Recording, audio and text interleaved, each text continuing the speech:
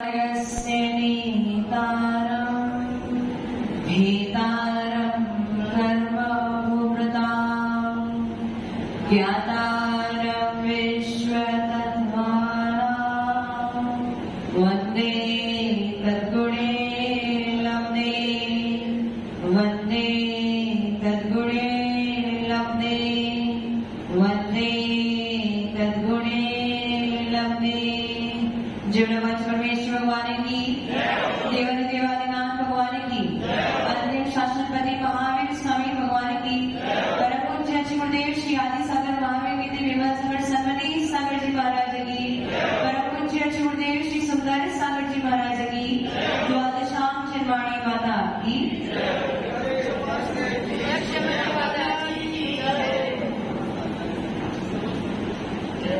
गौतम गणदत्त शैनिक राजा से समोशरण में ये कहते हैं कि मनुष्य का रस क्षण मात्र में बदल सकता है। कुछ क्षण पूर्व मनुष्य ने जिस रस को धारण किया था, कुछ क्षण बाद वो बदल जाता है। कुछ क्षण पूर्व किसी व्यक्ति ने संश्लेषतापूर्वक केकड़ी के नेमिनाथ दिगंबर जैन मंदिर में प्रवेश किया।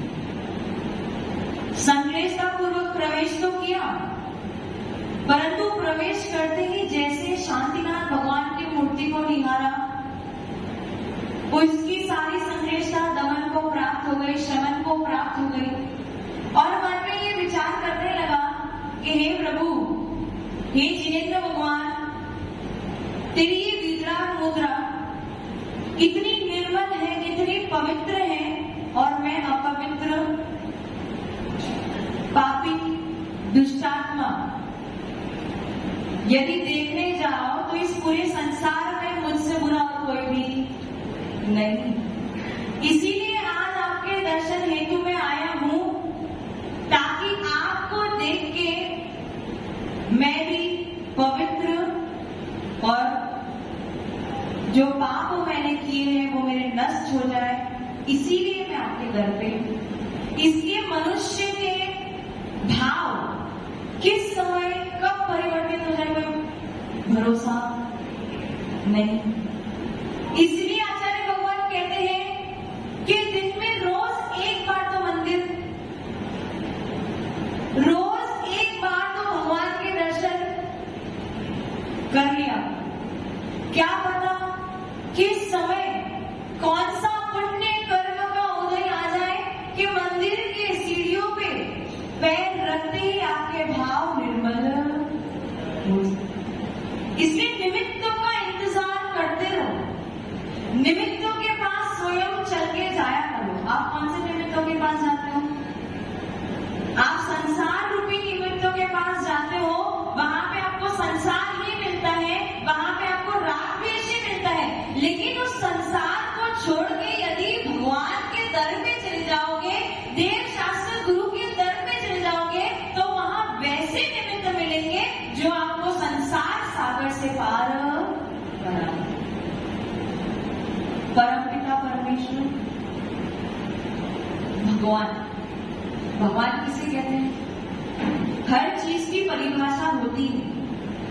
उस परिभाषा में, उस डेफिनेशन में जो फिट हो जाता है वो हमारे लिए योग्य हो जाता है, और उस परिभाषा के अनुसार जो नहीं होता वो हमारे लिए अयोग्य होता है। तो भगवान की परिभाषा क्या है? जो हितोपदेशी है, जो सर्वज्ञ है, जो वितरागी। केवल ये तीन चीज हमें चाहिए। कितनी चीज चाहिए? वितरागता, सर्वज्ञता, हितोपदेशिता।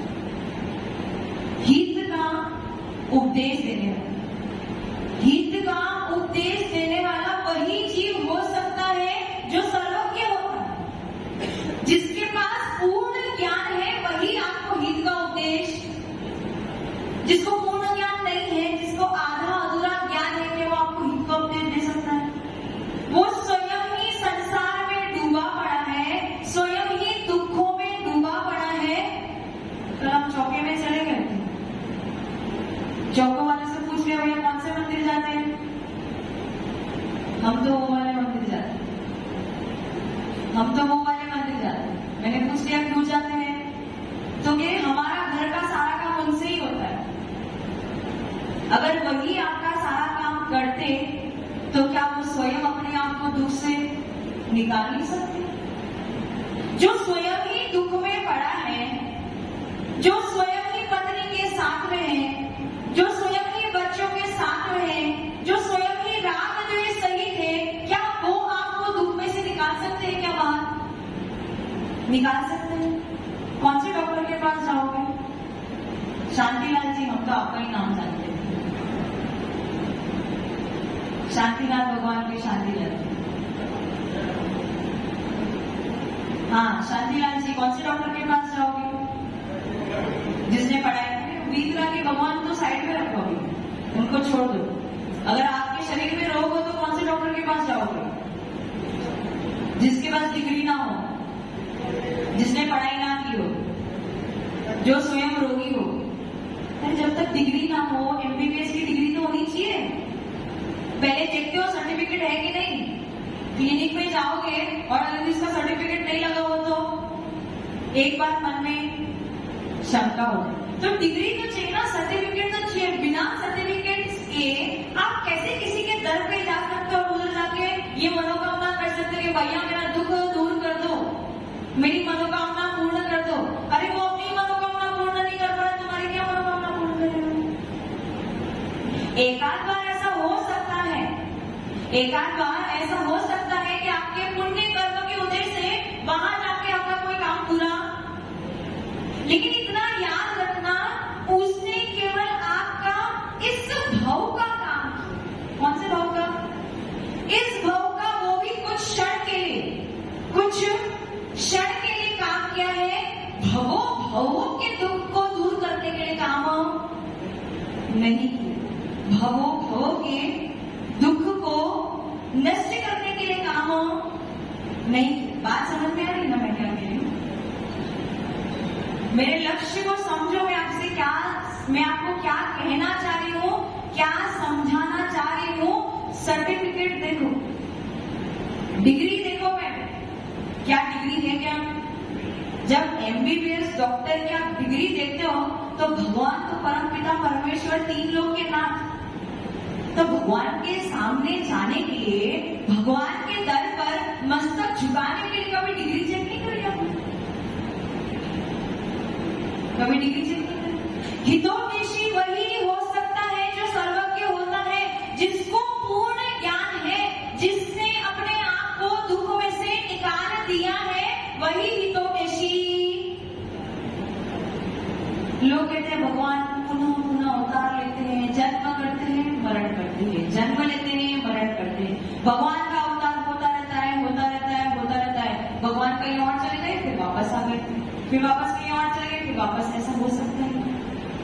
सबसे बड़ा दुख इस मनुष्य जीवन में, और इस मनुष्य जीवन में ही नहीं, जितने जीव है इस तीन लोक में, सबसे बड़ा दुख यदि कोई है तो वो है जन्म और मरण रूपी दुख।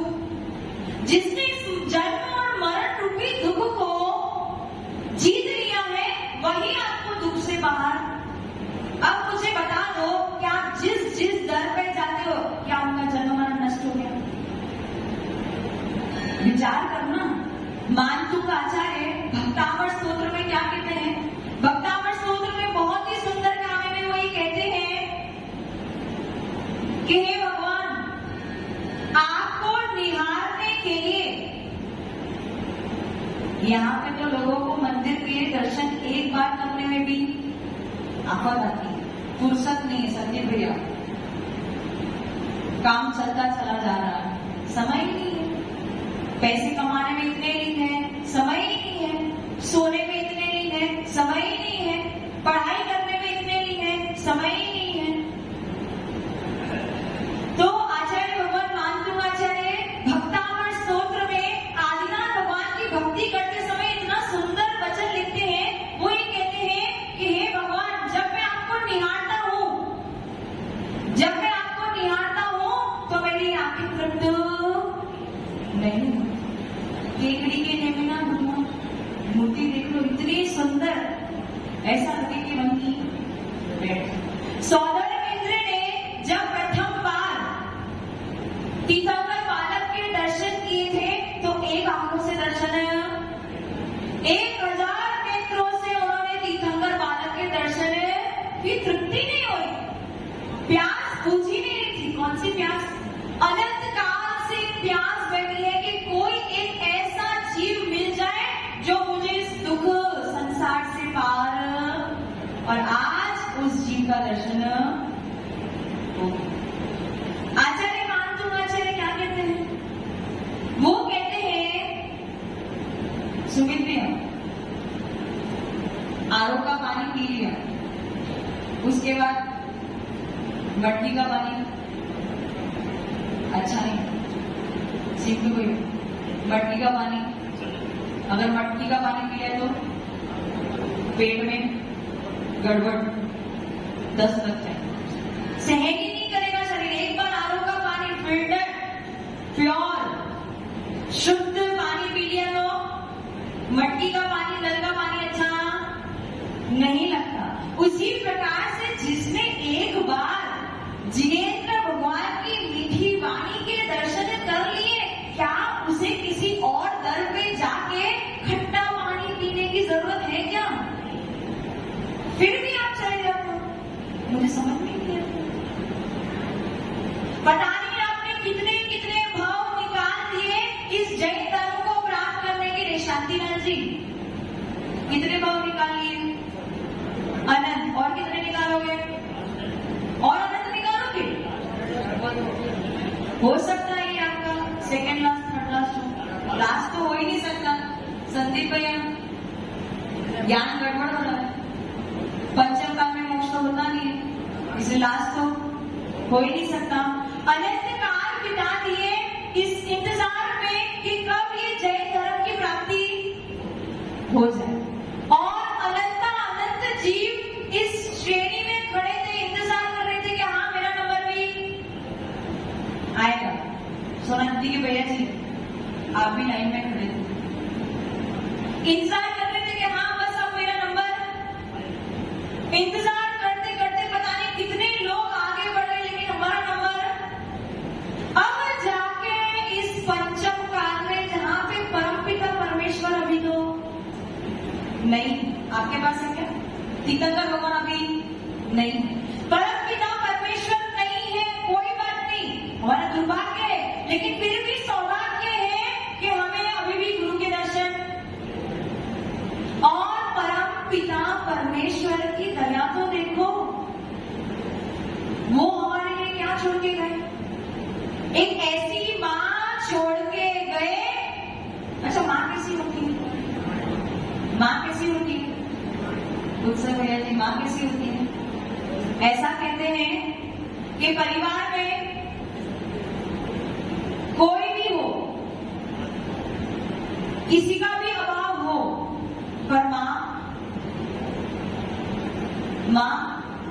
सबका दायित्व निभा सकती। लेकिन यदि मां नहीं हो तो कोई भी उसका दायित्व, कितना भी कोशिश कर ले, पिता भी मां का दायित्व, वो परम पिता परमेश्वर उनकी अमृतमय वाणी, जिनवाणी मां के स्वरूप आपके लिए छोड़ के गए हैं, ताकि वो मां आपकी रक्षा। इसलिए पंचम काल में उत्पन्न हो गए, कोई बात नहीं। इतनी बड़ी श्रेणी में खड़े होने के बाद, इतना समय व्यतीत करने के बाद आज जैन धर्म की प्राप्ति हो गई, और हमें जिनवाणी मां और ये गुरु की प्राप्ति हुई है, जो आज भी हमारी रक्षा कर रहे हैं। लेकिन हम वो अज्ञानी बालक हैं जो इनका दर छोड़ के कोई अन्य दर पे खट्टा पानी, क्षार जल पीने चले। क्या मूर्खता! हितोपदेशी कौन हो सकता है? जो सर्वज्ञ है, जिसके पास पूरा ज्ञान है, जिसने अपने दुखों को क्षय किया है, जिसने अपने राग द्वेष को क्षय किया है,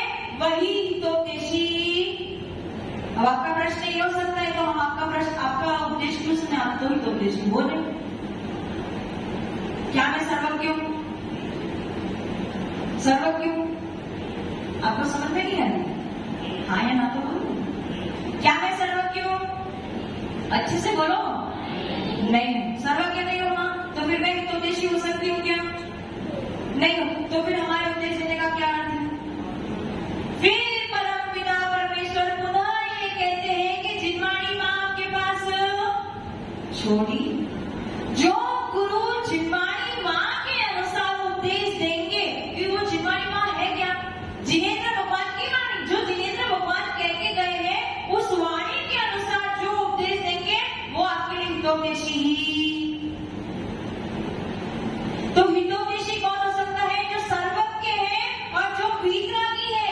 इसीलिए ये तीन विशेषण, वीतरागी, हितोपदेशी और सर्वज्ञ, ये ढूंढना जहां जहां जाओ। ये जो हमारी यंग जनरेशन है ना, वो लॉजिक और कंसेप्ट को ढूंढती है। हर चीज में उनको तर्क चाहिए कि हम वहां ही क्यों जाए, हम वहां क्यों नहीं जाए। अब वही तर्क भी किससे करती है? अपने माता पिता से करते हैं, या अपने दादा दादी से करती है, या अपने परिवार वालों से करते हैं। वो खुद ही पूछना चाहे, वो क्या समझे कि क्यों जाना चाहिए इस दर पे और क्यों नहीं जाना चाहिए उस दर पे। माता पिता स्वयं को ही नहीं पता। मुझे सही बता दो, यदि आपके बच्चे आपको पूछने आ जाए कि मम्मी आप बताओ जिनेंद्र भगवान ही सच्चे क्यों है, अन्य कोई सच्चे क्यों नहीं है, आप बता सकते हो? आपके खुद के स्वयं के लॉजिक और कंसेप्ट ही ठीक नहीं है, आप उनको क्या समझाओगे? जो स्वयं ही अनपढ़ गवाह है, क्या वो आगे समझा सकता है?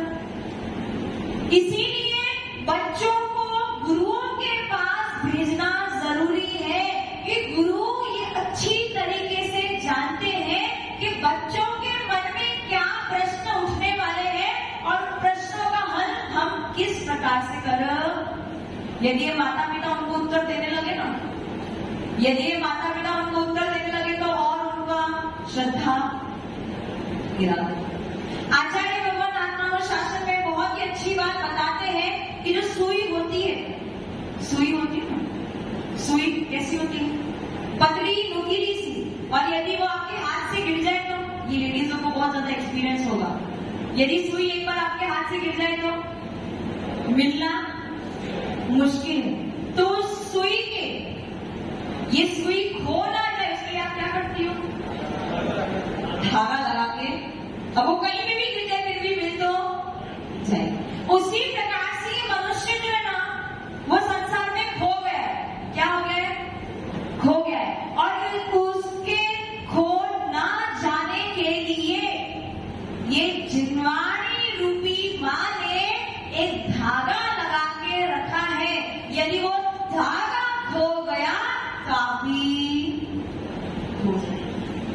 इसलिए जिनवाणी माँ को छोड़ना, इन गुरुओं को छोड़ना, कुछ भी हो जाए, जीवन में कितने भी दुख दर्द आ जाए, यदि उन सबका, देखो दुख दर्द तो आना है, फाइनल है, क्योंकि समय अपने आप को रोक दो। समय का काम ही है कि वो समय को बदल दे, इसलिए समय अपने आप को रोक नहीं सकता है। और जब तक आपके साथ में कर्म है, कभी सुख कभी दुख, कभी सुख कभी दुख, इसलिए कभी दुख से आपका छुटकारा होने वाला किसी भी दर्द में से, लेकिन इन दुखों के मध्य में, इन दुखों के बीच रहते रहते अपने आप को कैसे संभालना, यदि ये कोई सिखाता है तो वो है सच्चे देव, शास्त्र और गुरु। आज के लोग जो ना, आज की जनरेशन वो बहुत दूर की सोचते हैं। कहाँ की सोचते हैं? वाइड सोचते हैं, नैरो नहीं सोचते। छोटी सोच वाले नहीं, इतनी बड़ी बड़ी सोच वाले, बहुत दूर की सोचते हैं। वो LIC और बीमा वाले के पास जाते तो क्या बोलते हैं? जीवन के साथ भी और जीवन के बाद। लेकिन आप लोग का काम कैसा है? भगवान के मामले में, देव शास्त्र गुरु के मामले में आपका काम थोड़ा सा गड़बड़ वाला है। लॉस में जा रहे हो आप लोग। कैसे लॉस में जा रहे हो?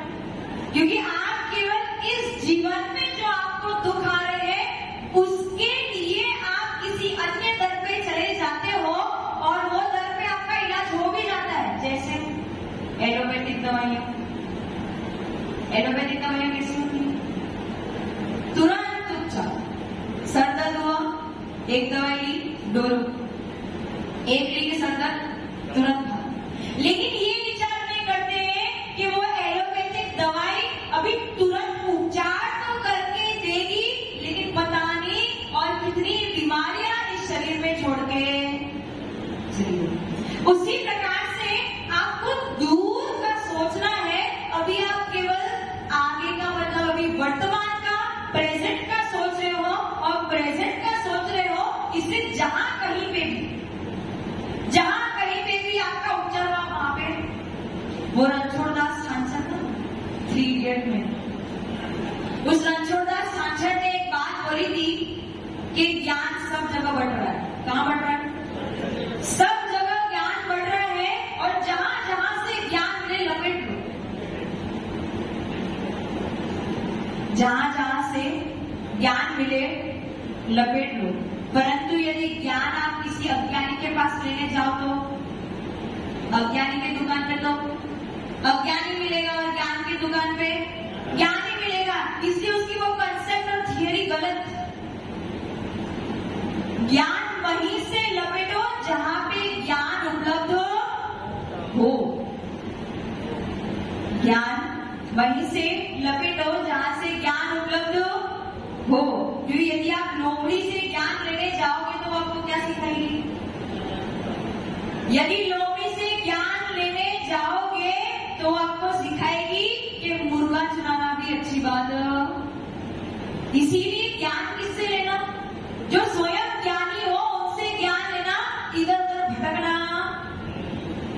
इस बार आपको मिल गए हैं ये सच्चे देव शास्त्र गुरु, पुनः पुनः मिलने वाले नहीं।